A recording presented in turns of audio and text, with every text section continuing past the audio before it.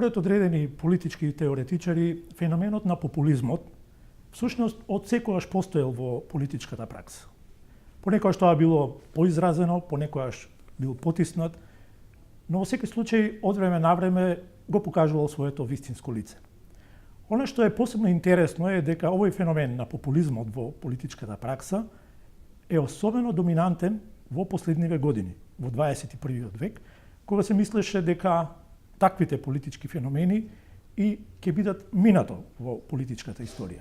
Сепак, политичката пракса во светот, во Европа, па и во светот, особено интересно е што е дури во Соединетите Американски, покажува дека одредени феномени на популизмот стануваат се подоминантни. Тоа е темата на денешниот разговор.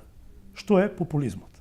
Разговараме со професорот Али Пајазити од Универзитетот на Југоисточна Европа и со господинот Љупчо Петковски од Центарот за европски политики Евротинк од Скопје. Господине Пајазити, што е популизмот? Дали популизмот може да се сведе во рамката на она што значи напад или критика на политичката елита, или и на другата страна дали може да биде во таа рамка одредената хомогенизација на политичката мисла? Што точно е популизмот? Популизмот како термин може да се фокусира од етимолошка страна или од терминолошки аспект. Од етимолошки аспект тој потекнува од зборот populus, што значи народ. И се надврзува со една од дефинициите на демократијата, тоест omni potestas a popolo. Значи целата власт му припаѓа на народот. Но популизмот како народњаштво првин се појавува како феномен во Соединетите Американски држави во 19. век како аграрен популизам, за да го имаме денес на жалост и во епохата на модерното и на постмодерното во 21. век, како што спомнавте вие, како вид на ксенофобичен популизам.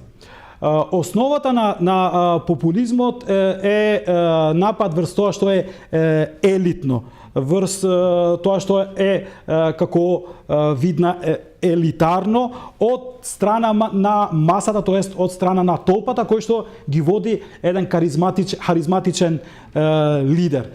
Всушност популизмот представува еден вид на демагогија, значи на излажување на толпите кои што одат позади одредениот лидер или лидершип, кој што има еден вокабулар и посебен дискурс sui generis, кој што е како видна магнет, ги повлекува толпите и масите. Денес е популизмот многу инструментализиран, почнувајќи од Хуго Чавез, веќе покојниот, кој што имаше своја посебна емисија Ало Пресиденте или Ало Председателе. Емисии кои што трае до 6 часа. Орбан се само интервјуираше себе си, унгарскиот председател. Да, унгарскиот председател во националното радио со цел исто така да ги привлекува масите. Па потоа го имаме порано и кај Перон во Аргентина, го имаме, се збора дека го има и во Република Турција, еден вид на ердоганизам, кој што веќе се третира и како вид на една политичка филозофија и како идеологија. Исто така и путинизмот е еден вид на популизам и кај нас груевизмот, за кој што може да зборуваме покасно. Да, очигледно е дека господине Петковски лицето на популизмот се менува. Тој е, ако можем да ја употребам таа метафора, како вирус кој се прилагодува на условите во кои треба да преживее. Соодветно на тоа е да се надоврземе кога веќе го спомна господинот Пајазити Ердоган, да го спомнеме и посегнувањето по правото на ексклузивност, кога оние што го практикуваат популизмот го негуваат. Во таа смисла, кога веќе го спомнавме Ердоган, тој во еден говор вели: ние сме народот, а кој сте вие? И им се обраќа на другите. Демонстрирајќи на тој начин таков ексклузивизам. Вашиот Видете, коментар. мислам дека последниве 10 години целата дебата околу популизмот не само во политичката теорија таа некако беше развиена, туку и по емпириската дебата и се случија доста истражувања, студии на случаи и така натаму и малку е променета таа перцепција или таа согласност што постоеше во академијата дека популизмот е исклучиво нешто лошо. Затоа што знаете кога ние велиме популизам тука во Македонија обично мислиме на луѓе што се на власт. И затоа кога на пример се среќаваме со луѓе од Западна Европа, треба да им објаснуваме дека кај нас е популизмот на власт. Затоа што во Западна Европа кога велат популизам често се мисли нели за некои маргинални партии што сега растат, нели со финансиската криза, со бегалската криза и така натаму, но сепак се уште маргинални партии што тргнале од некои маргинални позиции и го предизвикуваат статус квото, но генерално идејата дека популизмот е лоша работа, дека нешто се врзува со некои примордијални лоши работи е европска и евроцентрична идеја. Например, Обама пред неколку години велеше чекајте дечки, не се републиканци и популисти, јас сум популист.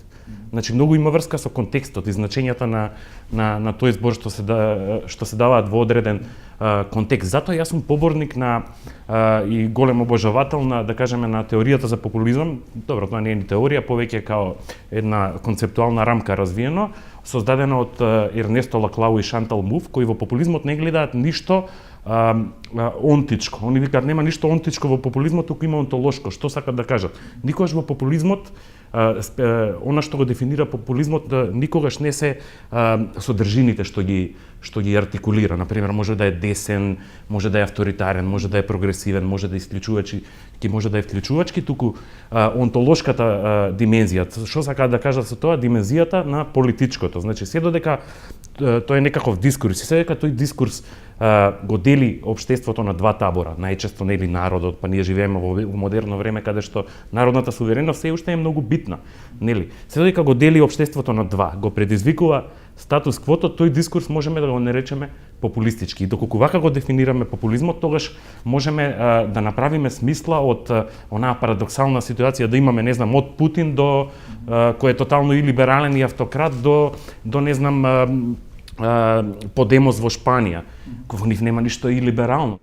Кога ја спомнавте либералната демократија, дали популизмот може да се повлече некаква линија е феномен кој се појавува заради слабостите на либералната демократија, заради тоа што либералната демократија во одредени моменти се најде во некаков ќорсокак, од различни причини, од злоупотреба на позициите на оние што го практикуваа во поширока рамка либералната демократија или од некакви други причини. Дали може на тој начин да се толкува појавата на популизмот? Може да се каже дека либерализмот се соочува со сериозни проблеми денес. Се соочува со другоста, со другиот. Се соочува со феноменот на ксенофобијата, на исламофобијата.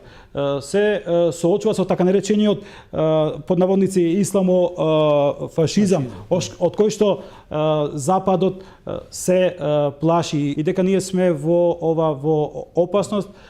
Затоа ни треба еден вид на популизам, па така на виделина искочија Лега Норде или Северната лига во Италија, ова Жан-Мари Ле Пен или Лепеновата партија Францускиот фронт, Јорг Хајдер, покојниот во Австрија и во многу други европски земји.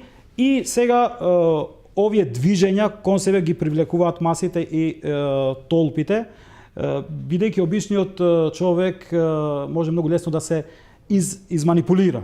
Да зборуваме малку за популизмот во Македонија. Какви облици добива тој? Ако се вели дека, например, постојат три фактори кои на некој начин го опишуваат или му овозможуваат на популизмот плодна почва за постоење. Тоа е, например, да се завладее со јавната администрација, со државниот апарат.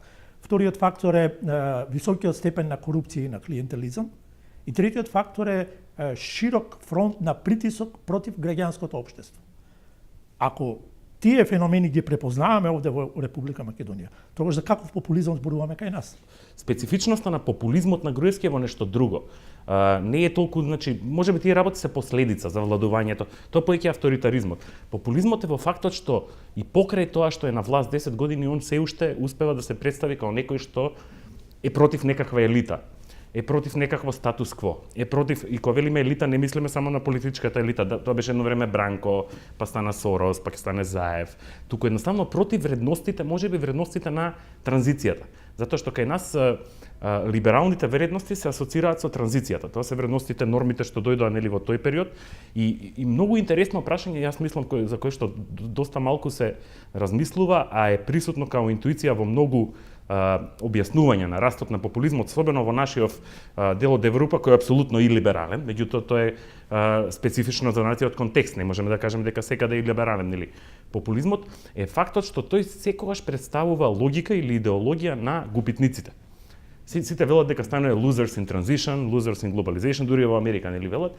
И е многу битно како таа загуба, значи социоекономска загуба од 90-тите години, затоа што 90-тите и ветувањето за нели воведување на либерална демократија и приватизација и либерализација на пазарот не донесува млето и млеко. Ние забораваме дека едни огромни маси останаа исклучени од тој процес. И тоа се обично работнички маси и кај нас, селански маси кои што не се персе лоши луѓе, фашисти и така натаму, него едноставно сектори во општеството што останаа, што беа запоставени од нашите либерални и во исто време представува добра основа за и добра основа, и додека вие кога никој не збори за проблемите на тие луѓе, односно левата елита или либералната елита ги заборавила, тогаш тие исти работници, селани, фармери и така натаму, доаѓа некој, во нашиот случај ВМРО, им вика: дечки, ние се грижиме за вашите потреби на начин што, ете, ве разбираме дека вие бевте во право, тие дечки таму се криви против вас и така натаму и така натаму. И што би било на равоучението таа приказна борба. Значи никогаш не треба левицата, либералите да забораваат дека и либералната демократија и нашите ветувања кон масите имаат свои, да кажеме, слепи точки. Значи не испорачуваат, и кога не испорачуваат треба да се размислува да се сменуваат политиките, затоа што фактот што ние го имаме 10 години Груевски на власт и оваа и либерална клима, овој раст на национализам многу е поврзан и со обични приземни социоекономски фактори. Така. Господине Пајазити, дали во блокот на албанските политички партии можеме да препознаеме дел од овие феномени за кои зборуваше господин Петков? Сега и кај албанската популација во врска со платформата имаме еден вид на популизам, но сепак со движењето Беса имаме еден подруг пристап, каде што квалитетот е многу поважен од квантитетот, една јувенилна генерација школовани луѓе кои што имаат завршен факултети, дипломи и така натаму, каде што не е важно дали си по непотичка врска со лидершипот и со мрежата и со нетворкот настапува. Но сепак климата која што е во македонскиот блок се отсликува и во, нажалост, и во албанскиот блок. Кои би биле излезните решенија? Каде да се бараат? Дали може да се бараат во она што господинот Пајазити го спомнува како одредена свежина, новост во новите политички елити? И кои би биле другите излезни решенија наспроти ова што ни се случува? Мислам дека за ситуација како нашата, дефинитивно излезно решение би бил поголем нагласок на владењето на правото. Значи на тоа да се направат некои базични норми кои што сите ги почитуваат во државата, владењето на правото, зајакнување на судството. И тоа ќе оневозможи да се цело време да имаме плодна почва на лидери и либералци кои што повикувајќи се на волјата на мнозинството ќе прават што сакаат, или кои што волјата на мнозинството ќе ја толкуваат како зелена карта да имаат одмазнички кампањи кон неистомислениците и така натаму и така натаму. Нас ни треба, тука затоа е битна таа улога на граѓанското општество, треба едноставно да научиме како луѓе, како поединци, како групи да почитуваме разлика. Затоа што ние имаме страшен проблем со почитувањето на разликата, со варењето, не само когнитивно, туку и емотивно. Затоа гледаме ова што го гледаме на улиците. Не можат луѓето да се помират со фактот дека некој различен од тоа што они го замислиле како предодредено, како добро, дека може нешто различно да се случува во државата. Треба да се земе примерот на чаршискиот мултикултурализам. Ево овдека на 50 метри од овдека може да видите и баш синоќа гледав дека има и македонци и албанци кои што таму си пијат кафе, си слушаат музика. Во чаршијата се сплотени. Значи, нам ни треба граѓански активизам, ни треба критицизам, ни треба медиумска умереност. Значи, медиуми кои што пренесуваат објективно за тоа што се случува. Не ни требаат партиски мегафони. Да не навлезам сега во вашата фела. Медиумите кај нас се окупирани. Например, има одредени медиуми кај што никако не можеш да продреш. Значи имаат листа од луѓе кои што можат таму да влезат и луѓе кои што никако не можат да учествуваат на дебати и така натаму. Ви благодарам многу за разговорот.